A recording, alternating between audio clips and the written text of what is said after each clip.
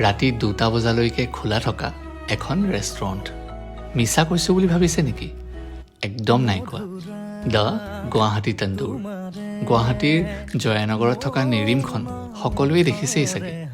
তাৰে একদম কাষতে আছে এই ৰেষ্টুৰেণ্টখন।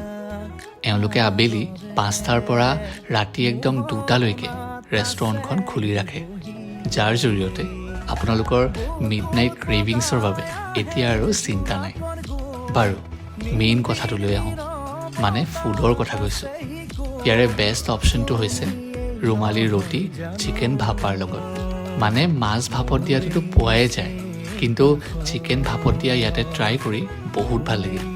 লগতে শাৱৰ্মা ৰোল, নান আৰু মটন কষা, তন্দুৰী ইত্যাদি।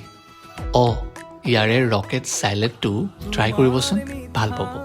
যদিও গুৱাহাটীত এনেকুৱা আইটেমছ পোৱা ঢেৰ ৰেষ্টুৰেণ্টছ আছে, তথাপিও এওঁলোকৰ ৰাতি 2টা বজালৈকে খোলা থকাৰ বাবে মই ভাবোঁ বহুজনৰ ৰাতি খাবৰ বাবে অসুবিধা নহয়। লাইভ কিটচেন থকা এই ৰেষ্টুৰেণ্টখনৰ ডিছেছবোৰ আপোনালোকে জমেট' আৰু ছুইগিতো পাব। গতিকে এই ৰিলটো চোৱাৰ পাছত দ্য গুৱাহাটী তন্দুৰত এবাৰ ভিজিট কৰিবলৈ নাপাহৰিব।